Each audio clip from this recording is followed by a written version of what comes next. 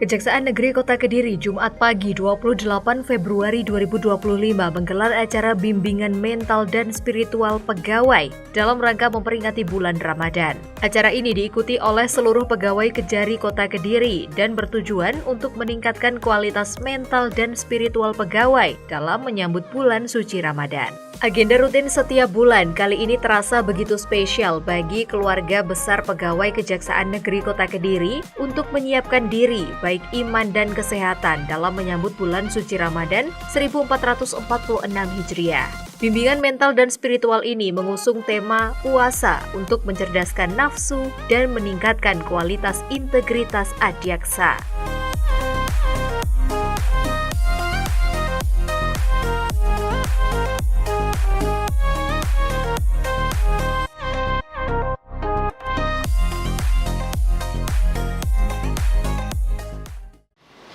Yang terhormat Ibu Kepala Kejaksaan Negeri Kota Kediri, yang sama-sama kami hormati Bapak Kiai Haji Abu Bakar Abdul Jalil, para kasih dan para kasubagwin serta seluruh teman-teman Kejaksaan Negeri Kota Kediri yang kami sayangi. Mengawali acara kita pada pagi hari ini agar bisa berjalan dengan lancar dan lebih afdal, mari kita sama-sama membuka dengan mengucapkan lafaz basmalah. Dilanjutkan dengan sambutan dari Kepala Kejaksaan Negeri Kota Kediri. Pada yang terhormat Ibu Firdawati SHMH, kami persilakan. Acara bimbingan mental dan spiritual pegawai dibuka oleh Kepala Kejaksaan Negeri Kota Kediri, Andi Mirnawati. Dalam sambutannya, beliau menyampaikan bahwa acara ini bertujuan untuk memperkuat mental dan spiritual pegawai dalam menghadapi tantangan dan kesulitan dalam menjalankan tugas dan fungsi sebagai abdi negara. Kepala Kejaksaan Negeri Kota Kediri Andi Mirnawati berharap kegiatan bimbingan mental ini bisa menambah keimanan dalam persiapan menjalankan ibadah di bulan suci Ramadan. Bimbingan mental spiritual dari yang kita muliakan Gus Ab, harapan kita dalam rangka menyongsong memasuki bulan suci Ramadan ini, kita dapat bersama-sama melaksanakan atau menunaikan semua rangkaian ibadah dengan baik.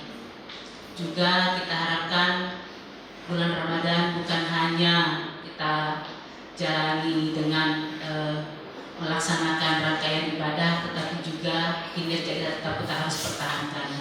Ramadan bukan berarti kita tidak bekerja dengan giat, tapi jadikanlah puasa dan semua yang kita laksanakan, ibadah-ibadah yang kita laksanakan ini juga untuk meningkatkan kinerja. Kami mohon tausiah dari Gus Ab untuk menjadi jalan dan pedoman bagi kita juga dalam melaksanakan ibadah puasa di tahun ini. Demikian perkataan dari kami, mohon maaf apabila ada hal yang kurang berkenan. Di saat ini juga saya ingin menyampaikan permohonan maaf lahir dan batin baik pada Gus Ab maupun pada seluruh pegawai apabila dalam kegiatan kita setahun ini ada tutur kata maupun tingkah laku saya yang kurang berkenan. Wabillahi taufiq wal hidayah. Assalamualaikum warahmatullahi wabarakatuh. Ceramah agama yang dalam hal ini akan disampaikan oleh Kiai Haji Abu Bakar Abdul Jalil. Kepada Gus Ab kami persilakan. Acara bimbingan mental dan spiritual ini diisi oleh narasumber Ketua PCNU Kota Kediri, Kiai Haji Abu Bakar Abdul Jalil yang akrab disapa Gus Ab. Beliau menyampaikan materi tentang pentingnya memperkuat mental dan spiritual dalam menjalankan tugas dan fungsi sebagai abdi negara. Tak hanya itu, dalam tausiahnya Gus Ab menjelaskan hikmah di bulan suci Ramadan, mulai dari hikmah spiritual, hikmah kesehatan, dan hikmah sosial. Sebagaimana kita ketahui bersama, ada dawuh yang mengatakan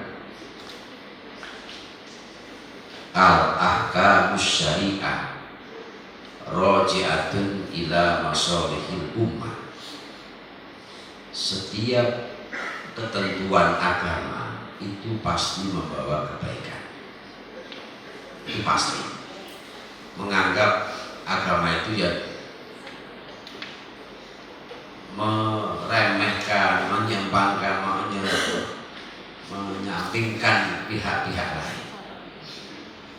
Walaupun toh mungkin ada sebagian kelompok yang begitu, tetapi setiap agama pasti membawa kebaikan.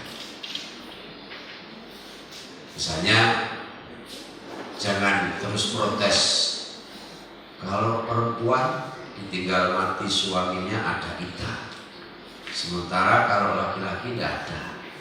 Oh, itu tidak adil.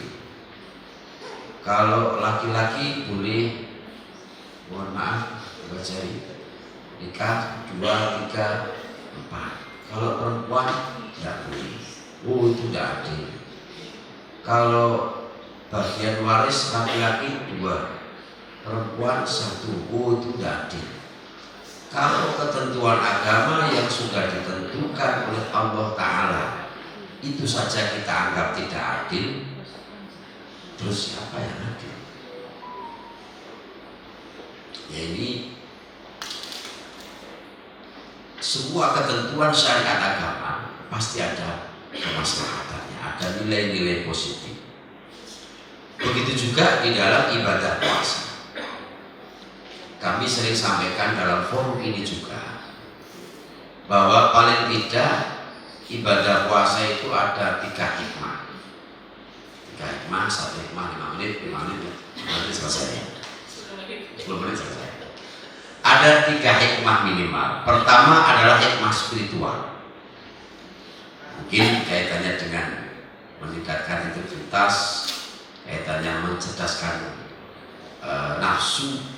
Ini masuk di dalam hikmah spiritual. Di dalam hikmah spiritual, puasa membentuk manusia yang bertakwa, membentuk manusia yang selalu bersyukur, membentuk manusia yang selalu dilatih sabar. Bagaimana tidak takwa?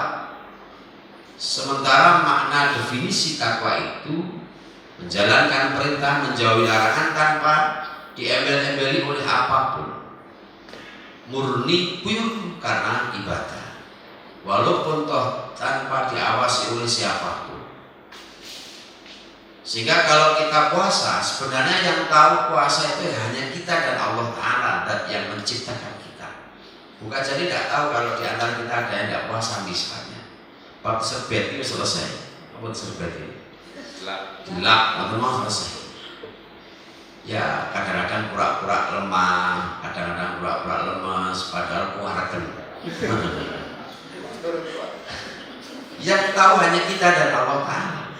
Ini menunjukkan ketakwaan. Kalau setiap manusia warga negara itu betul-betul punya jiwa takwa, dia tidak takut karena hal-hal yang lain.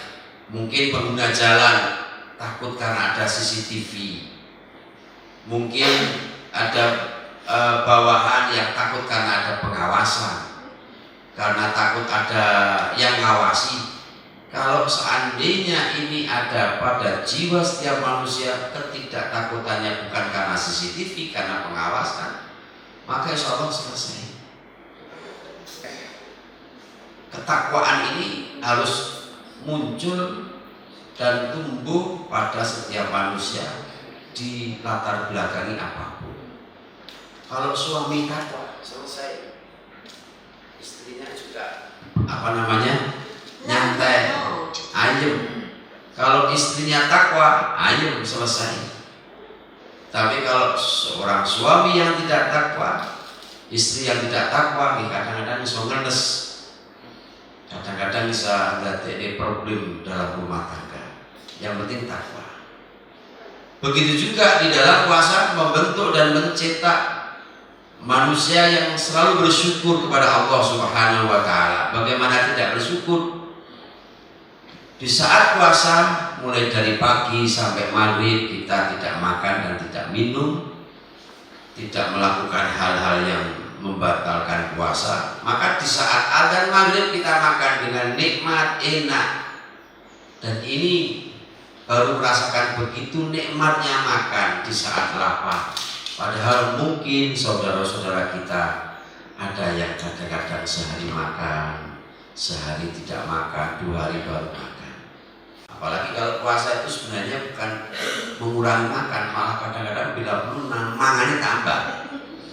Kalau nggak puasa makan pagi, siang, sore, atau paling tidak 3 kali. katanya puasa itu hanya 2 kali, mulai buka dan sahur. Kalau yang setelah terawih itu bukan makan, itu namanya mentong.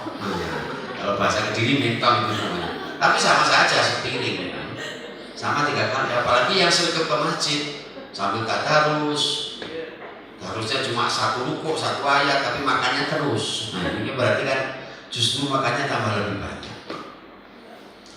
Nah, sehingga kalau kita mau memaknai bahwa alhamdulillah kita tidak pernah telat makan, kita tidak pernah tidak makan, tapi sementara saudara-saudara kita ada yang kadang-kadang makan, kadang-kadang enggak, itu menunjukkan bahwa kita sebagai hamba yang telah diberi nikmat oleh Allah Ta'ala wajib bersyukur sesuai dengan ayat Al-Quran, la in syakartum la azidannakum.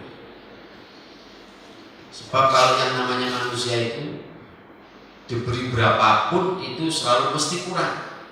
Hatinya Nabi jelas, lau kana libni adam awatin min malin labtagha ilaihi saniyan labtagha ilaihi salisan. Itu wis gawane bayi, sudah pembawaan karakteristik manusia itu begitu, selalu kurang. Punya sepeda 1, sudah motor 1 kurang, minta 2, mobil 1 kurang 2, rumah 1 kurang 2, istri 1. Kawannya aku. Artinya bahwa kadang-kadang itulah karakternya. Sehingga kalau kita tidak bisa mengendalikan, maka ya sama dengan halnya dalam sebuah qasidah dikatakan wa nafsu katifli intu milhu syab'ala hubbir radha wa intaftihu yang fatini. Ini untuk mengurangi keinginan hawa nafsu. Kita bersyukur atas nikmat yang telah diberikan Allah, sekaligus juga mencetak manusia yang sabar. Kita sabar, kalau memang belum saatnya jangan kita tergesa-gesa, jangan kita gigi mongso. Bahasanya gigi mongso. Bagaimana tidak sabar? Lawang itu niku sudah siap makan di atas meja, tinggal ngemplok, tinggal muluk. Tapi kalau belum ada adzan maghrib, tidak ada yang berani makan. Kayaknya sing wani mangan mesti nunggu adzan maghrib. Jadi adzan maghrib itu bagi orang yang puasa sangat istimewa. Kalau nggak puasa aman-aman aja, biasa. Tapi nek mau puasa, yang namanya adzan maghrib itu jadi selalu ditunggu. Nah, ini menunjukkan kesabaran, dan ini pelajaran untuk kita bahwa sebuah kesuksesan, keberhasilan itu harus dijalani dengan sikap sabar. Butuh telaten, butuh waktu, butuh tahapan, butuh proses. Jangan gigi mongso.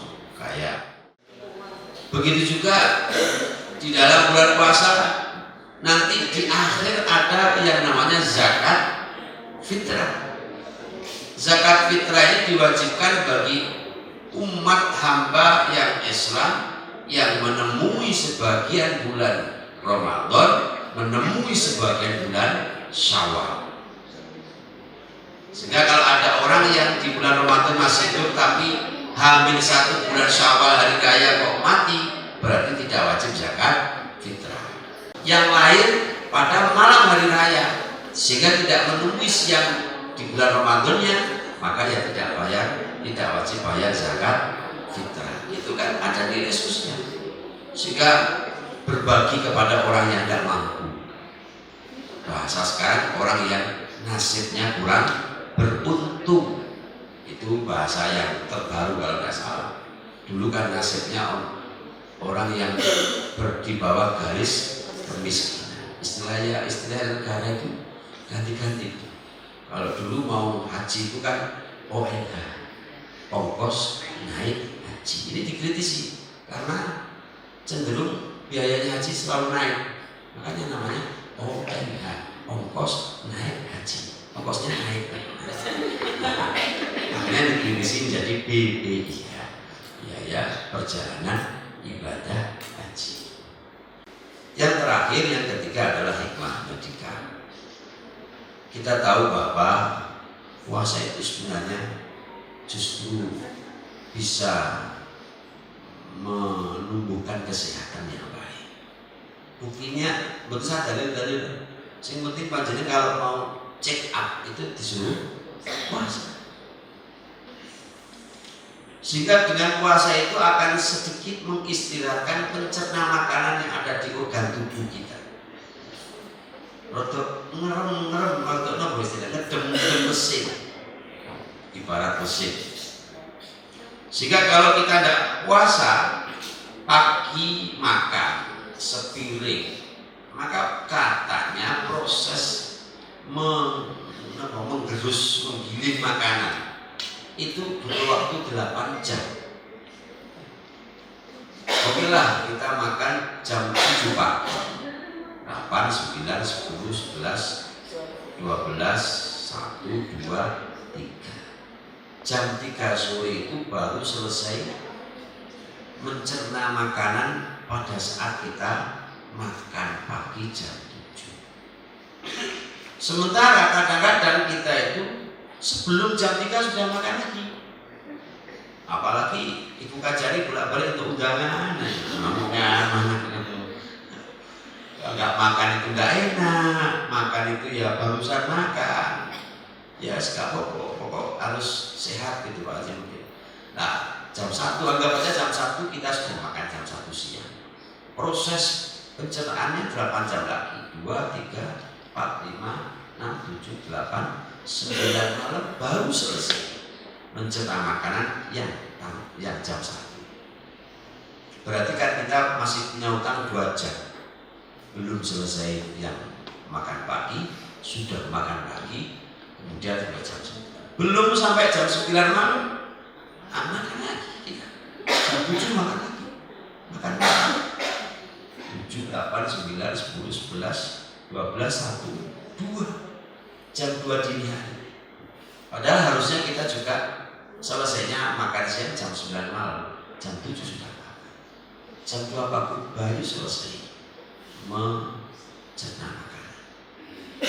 Nah, oleh karenanya kalau di dalam ibadah puasa tentu kita akan lebih diberi kesempatan untuk istirahat mencari makanan. Paling tidak kalau kita hitung, kita melaksanakan sahur jam 3 baca. Jam 3 dini hari, 4, 5, 6, 7, 8, 9, 10, 11 siang baru selesai mencerna makanan di saat kita sahur. Padahal kita nanti mau makan jam 6 sore, berarti masih ada kesempatan jam 12, 1, 2, 3, 5. Nah, lumayan. Cara wong istirahat dhisik. Sehingga dengan mengistirahatkan pencerna makanan itu bisa menumbuhkan kesehatan yang bagus. Sekaligus kalau orang puasa insya Allah tidurnya ya teratur dan tidurnya lebih daripada kalau tidak puasa. Sehingga kalau kita mau puasa, asal niat di malam hari, tidak menjalankan hal-hal yang membatalkan puasa, mulai dari habis subuh tidur sampai duhur bangun sholat duhur, terus habis itu tidur lagi sampai asar, jam 5 sholat ngasar, baru jam 6 nanti puasanya gosak jam. Bagaimana puasanya? Sah, tidak apa-apa. Kalau gitu insya Allah puasa 20 tahun kuat.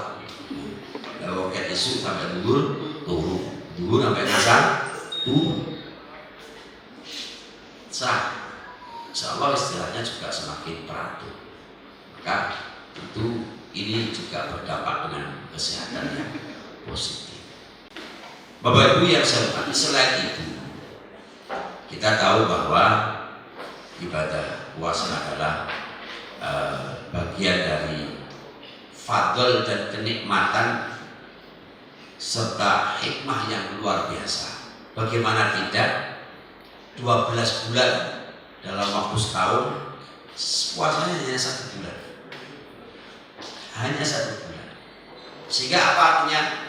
Kita sudah diberi banyak kelonggaran oleh Allah, 11 bulan bebas. Pagi, siang, sore mau ngopi, monggo. 11 bulan.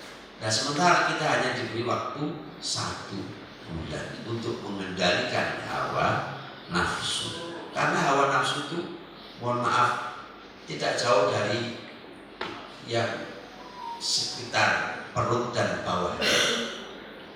Nafsu itu ya gitu, mengurangi makan, mengurangi minum, ada keinginan untuk menyalurkan kebutuhan biologis. Nafsu itu tidak lepas dari seputaran itu.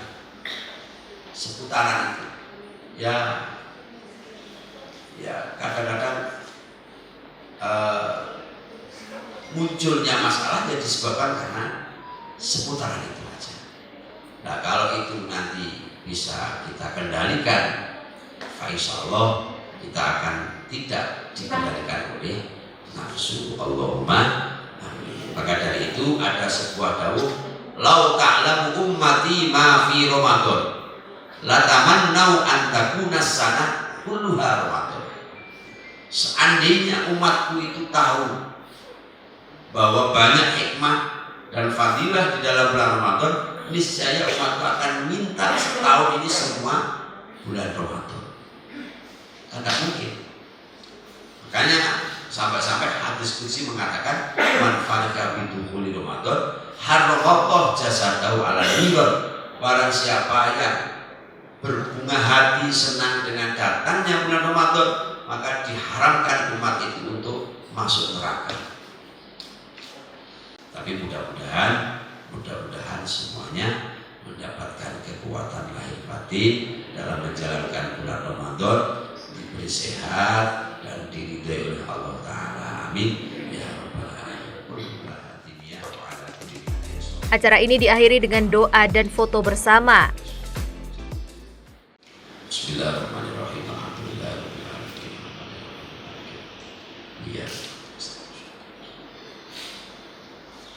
Bismillahirrahmanirrahim. Alhamdulillahirabbil alamin.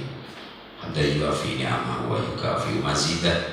Ya Rabbana lakal hamdu kama yanbaghi li jalalil karim wa bil sultanik. Allahumma sahhil umurana wa hassil maqasidana wa ballighna ilaika ya Allah ya Rahman ya Rahim. Rabbana ijma'na jama'an marhuma. Allahumma jamilna bil afiyati was salamah wa haqiqna bit taqwa wal istiqomah. Wa'idna min mujibatin nadamah innaka sami'ud du'a. Allahumma kshif anna minal bala'i ma la yakshifu ghairu. Allahumma khtim lana bi khatimatis sa'adah. Rabbana atina fid dunya hasanah wa fil akhirati hasanah wa qina adzabannar. Subhana rabbika rabbil izzati amma yasifun wa salamun alal mursalin walhamdulillahi rabbil alamin.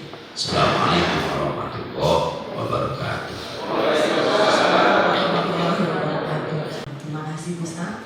Akhir kata, mari kita tutup acara kita pada pagi hari ini dan bersama-sama mengucapkan lafaz hamdalah.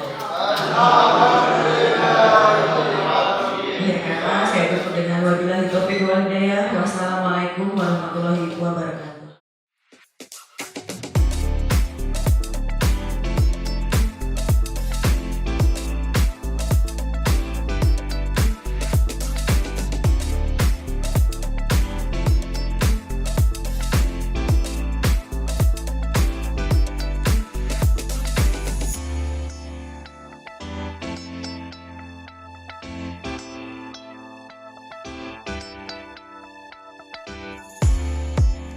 Terima kasih untuk terkait kegiatan hari ini. Sebenarnya bahwa di Kejaksaan Negeri Kota Kediri setiap bulan rutin ada kegiatan bimbingan mental dan rohani. Namun untuk hari ini terasa memang lebih spesial karena menyambut menyongsong bulan suci Ramadan. Kita juga melakukan bimbingan mental dan hari ini alhamdulillah Gus Ab, Ketua PBNU cabang Kediri, Kota Kediri, alhamdulillah ada di antara kita memberikan tausiahnya, sehingga memang hari ini terasa lebih spesial. Juga bahwa hari ini seluruh pegawai memang berkumpul bersama-sama untuk mempersiapkan bulan suci Ramadan, bagaimana kita semua saling memaafkan, saling menjaga silaturahmi, dan semoga apa yang tadi disampaikan oleh Gus Ab, kita semua dapat mengambil hikmahnya, baik itu hikmah spiritual, hikmah sosial, maupun untuk hikmah kesehatan kita. Demikian. Kemudian, sebagai wujud syukur dalam menyambut bulan suci Ramadan ke-1446 Hijriah, keluarga besar pegawai Kejaksaan Negeri Kota Kediri juga melakukan tasyakuran megengan, makan tumpeng bersama di kantor Kejaksaan. Dengan demikian diharapkan pegawai Kejari Kota Kediri dapat memperkuat mental dan spiritual mereka dalam menyambut bulan suci Ramadan dan menjalankan tugas dan fungsi mereka dengan lebih baik dan efektif.